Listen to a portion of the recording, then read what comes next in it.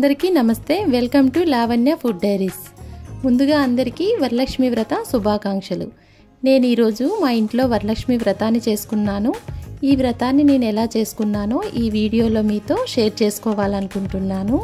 వరలక్ష్మి వ్రతం అనేది ఆడవారికి ఎంతో ఇష్టమైన వ్రతము.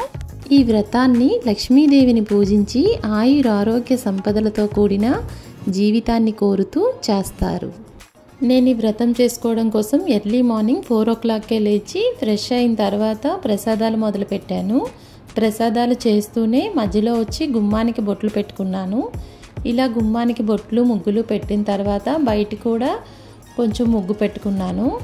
మా తమ్ముడు హెల్ప్ తీసుకుంటూ ఇలా గుమ్మానికి పచ్చ తోరణాలు అయితే కట్టేశాను. ఇవన్నీ నేను వంట చేస్తూ మధ్యలో చేసుకుంటూ వచ్చాను. మా తమ్ముడు వాళ్ళ పాప చాలా క్యూట్గా ఉంటుంది. మేము ఏం చేస్తున్నాం అనేది చూస్తూ అబ్జర్వ్ చేస్తుంది. తను కూడా మాతో పాటే లేచింది.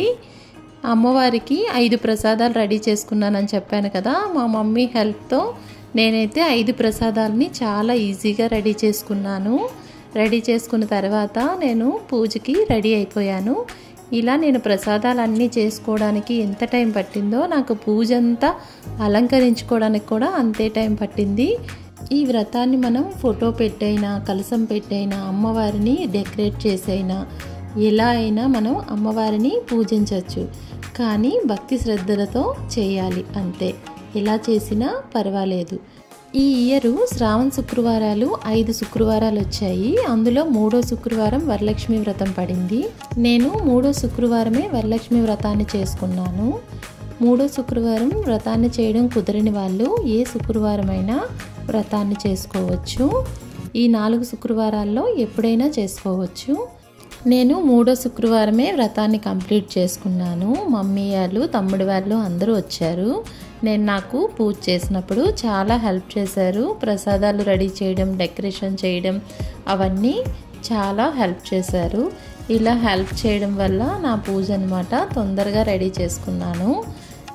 మా ఇంట్లో పూజ ఈ 3వ వారం కంప్లీట్ చేసుకుని 4వ వారం మా తమ్ముడు వాళ్ళ ఇంట్లో పూజ చేయాలని నిర్ణయించుకున్నాము. కలసం అలంకరించుకున్నప్పుడు మామిడాకులతో అయినా తమలపాకులతో అయినా అలంకరించుకోవచ్చు. నాకు మామిడాకులు అవైలబుల్లో ఉన్నాయి కాబట్టి నేను మామిడాకులతో కలసాన్ని అలంకరించుకున్నాను. పెద్దవాళ్ళు చెప్తూ ఉంటారు, ఎవ్రీ ఇయర్ లక్ష్మీ పూజ చేసినప్పుడు 1 కాసు బంగారమైనా తీసుకుంటే చాలా మంచిదని.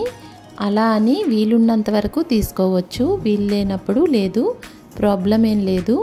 నేనైతే ఫస్ట్ లక్ష్మీ పూజ చేసినప్పుడు 1 కాసు తీసుకున్నాను. అదే కాసుని ఎవ్రీ ఇయర్ కూడా కలసంలో వేస్తాను. కలసంలో వేసేటప్పుడు ఆ కాసుని మనం శుద్ధి చేసి వేయాలి. పాలతో కాసుని శుద్ధి చేయాలి. నెక్స్ట్ దారాన్ని కూడా చేయించేసి దారానికి పసుపు రాసి కాసుకి గంధం కుంకుమ బొట్లు పెట్టి కలసంలో వేసుకోవాలి. కలసాన్ని మనం రెడీ చేసుకున్న తర్వాత పూజకు కావలసిన అక్షింతలు, పసుపు, కుంకుమ, పువ్వులు, గంధం అన్నీ సిద్ధంగా చేసుకుని పక్కన పెట్టుకోవాలి. ఎందుకంటే మనం పూజ చేస్తున్నప్పుడు మధ్యలో లేవకుండా మనం చక్కగా పూజ చేసుకోవడం కోసమని అలా పక్కన పెట్టుకోవాలి. వరలక్ష్మీదేవి అనగా వర అంటే వరము, లక్ష్మి అంటే సంపద. ఈ 2 కలిస్తేనే వరలక్ష్మీదేవి. వరలక్ష్మీదేవిని మనస్ఫూర్తిగా మన ఇంటికి ఆహ్వానిస్తున్నట్టు వ్రతాన్ని చేసుకోవాలి. అమ్మవారి విగ్రహాన్ని కూర్చోపెట్టేటప్పుడు మనం బియ్యం వేసి బియ్యం పైన పసుపు, కుంకుమ, అక్షింతలు వేసి కూర్చోపెట్టాలి. అమ్మవారికి గంధం కుంకుమ బొట్లు పెట్టి పూజను స్టార్ట్ చేయాలి. మనందరికీ తెలిసిందే కదా, ముందుగా మనం విఘ్నేశ్వరుడి పూజతో పూజనైతే ప్రారంభించాలి.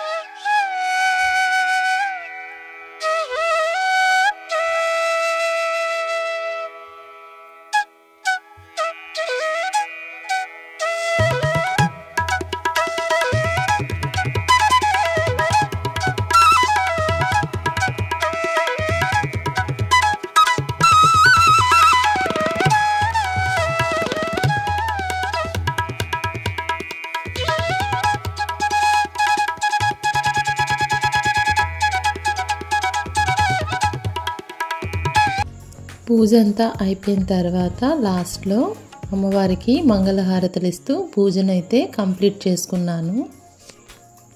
ఈ ఇయర్ వరలక్ష్మి వ్రతం చాలా బాగా జరిగింది. ఆ అమ్మవారి దయ వల్ల చాలా హ్యాపీగా చేసుకున్నాము. Thank you for watching.